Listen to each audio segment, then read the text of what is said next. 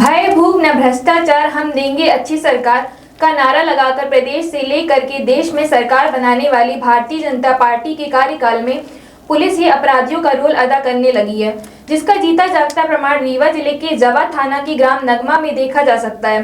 बताते हैं कि रामानंद पांडे निवासी नगमा की जमीन में खैर का काफी पैमाने पर पेड़ लगे हुए थे, जिसे पर्यावरण की दृष्टि से औषधि वृक्ष होने के कारण रामानंद पांडे देखभाल अच्छे ढंग से किया करते थे। लेकिन वन माफिया जितेंद्र सिंह, जो अपने को सीसीएफ रीवा का साला कहता है और उत्तर प्रदेश का निवासी है, तथा शिवपुर निवासी थाना पनवार चांद मुसलमान, जो गौ तस्कर के लिए भी चर्चित है, नगमा निवासी धरणीधर पांडे मिलकर के पेड़ को कटवा लिए, जिसकी सूचना रामानंद पांडे को संपूर्णानंद पांडे ने दिया और संपूर्णानंद पांडे थाना जवा में रिपोर्ट भी की। रामानंद जब पहुंचे तो जवा तहसीलदार को आवेदन पत्र दिया। जवा तहसीलदार घटना स्थल पर पहुंचकर निरीक्षण करने के बाद सभी खैर के कटे वृक्षों को गिनती करने के बाद संपूर्णानंद पांडे को सुपुर्दनामा में दे दिया। उसके बाद 18 आदमी के आसपास हथियारों से लैस होकर जवा थाने की 3 पुलिस कर्मियों के साथ मारपीट करते हुए सुपुर्दनामा की लकड़ी को ट्रैक्टर में भरवा कर लेकर चले गए। तहसीलदार के द्वारा प्राप्त सुपुर्दनामा की लकड़ी का सुरक्षा करने वाले संपूर्णानंद पांडे एवं जिसके जमीन से खैर की लकड़ी काटी गई, रामानंद पांडे को जवा पुलिस थाने में ले जाकर बंद कर दिया तथा मोटरसाइकिल भी तोड़ फोड़ डाले और लकड़ी माफियाओं को पुलिस की सुरक्षा प्रदान करते हुए उत्तर प्रदेश के लिए रवाना कर दिया गया। इस संबंध में रामानंद पांडे का कहना है कि यदि प्रशासन कार्यवाही नहीं करता तो मैं मामले को हाईकोर्ट में ले जाकर सीबीआई जांच की मांग करूंगा। अब देखना तो यह है कि पुलिस अधीक्षक रीवा क्या कार्यवाही करते हैं। क्या नाम हुआ आपका? रामानंद पांडे। कहाँ के रहने वाले हैं? हमारा घर पुस्तैनी निवासी, हम ग्राम नगमा के हैं रहने वाले। यहाँ डभौरा में भी रहते हैं। ये 15 तारीख को घटना हुई है, लकड़ी से संबंधित आपकी ज़मीन में लकड़ी लगी थी, क्या पूरा मामला है? मामला ये है कि हमारा छोटा भाई संपूर्णा जो वहाँ रहता है, जिसकी देख रेख में हमने छोड़ रखा था, तो 15 तारीख को हमको बताया कि आपके कत्थे की लकड़ी को जितेंद्र सिंह, धरणीधर पांडे और चांद खां ने काट लिया है, कटवा लिया है। जब मुझे जानकारी हुई कि मेरा पेड़ कटवा लिया है तो मैं कहा कि तुम जाके थाने में रिपोर्ट करो, दर्ज कराओ। तो गया थाने में, रिपोर्ट दर्ज कराया। रिपोर्ट दर्ज कराने के बाद मैं 16 तारीख को यहाँ से गया। मैं गया तो इसके बाद मैंने तहसीलदार को आवेदन दिया कि मेरे कत्थे की लकड़ी काटी गई है।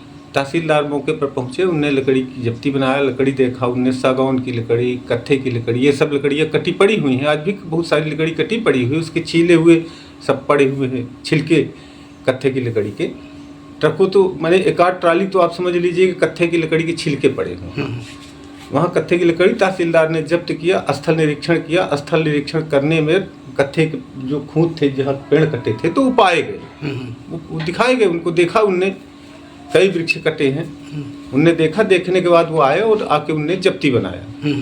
जब्ती बनाने के बाद उनने जो है सुपुर्दगी में मेरे छोटे भाई उसको संपूर्णानंद को उन्हें दे दिया। मेरे छोटे भाई संपूर्णानंद को दे दिया। संपूर्णानंद को देने के बाद शाम को हम लोग वहाँ से, उसकी कस्टडी में लकड़ी थी, हम लोग वहाँ से चले आ रहे थे। इतने में ये करीब 18-20 की संख्या में, 25 की संख्या में ये लोग लाठी डंडा बंदूक लेके। कौन लोग? ये स्वरूपानंद पांडे, आशुतोष पांडे, अक्षय पांडे, शिवानंद पांडे, साहिल पांडे, धरणीधर पांडे और चांद, जितेंद्र सिंह, इस तरह से 18 लोग और 3 पुलिस वाले, अखिलेश्वर सिंह और सूरज सिंह और एक उसका क्या नाम, मुझे नाम नहीं आ रहा है, कोई त्रिपाठी करके है। ये 3 लोग भी पहुंचे। 3 लोगों ने शाम को मार पीट के हम लोगों को थाने में बंद कर दिया। सोचिए, हमारा पेड़ कटवाए, हम रिपोर्ट करने गए तो लकड़ी की जब्ती बनी, इसके बावजूद हमको ले जाके थाने में बंद कर दिए। और रात में ही सूरज सिंह ने खड़े होके, अखिलेश्वर सिंह ने मेरी पूरी लकड़ी स्वरूपानंद के ट्रैक्टर में, शिवा की जेसीबी, शिवानंद का ट्रैक्टर, स्वरूपानंद का ट्रैक्टर, शिवा की नंद पांडे की जेसीबी, इससे लोग लाद के जल्दी जल्दी आनंद फानंद में कहाँ ले गए हम लोगों को कोई जानकारी नहीं है। ये लोग लेके चले गए। इसके बाद पुलिस ने हम लोगों के विरुद्ध कार्यवाही किया। मेरी गाड़ी तोड़ी फोड़ी पुलिस वालों ने, आज भी थाने में खड़ी है।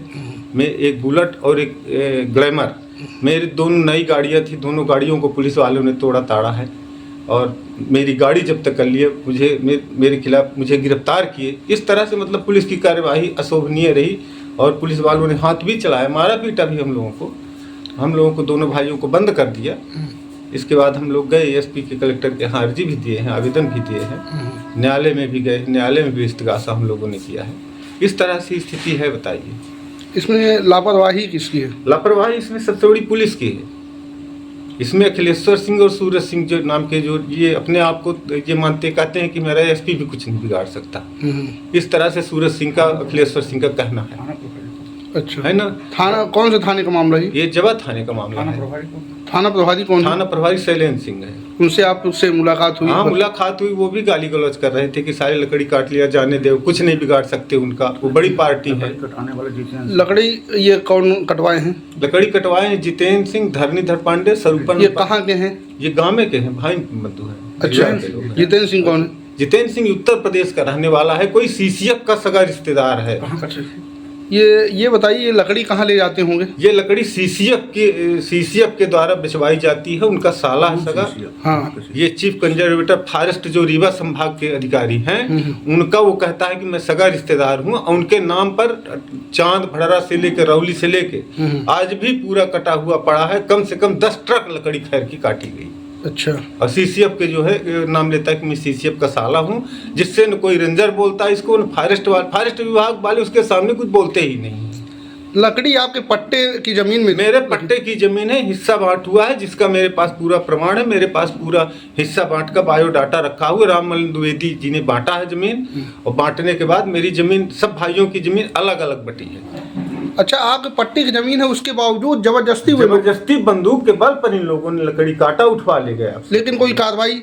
पुलिस कोई कार्रवाई नहीं करी। पुलिस वाले साफ कहते हैं कुछ भी नहीं करूंगा, जो कुछ भी करना है कर लो, जहां जाना हो वहां जाओ, कुछ भी नहीं करेंगे। अखिलेश सिंह सीधे सीधे ये कहते हैं, इतना तक कि थाने बुलाते हैं और टार्चर करते हैं हम लोगों को। आगे क्या कार्रवाई अगर आप लोग? आगे अब शासन प्रशासन नहीं सुनता तो आमरण अनशन बैठेंगे।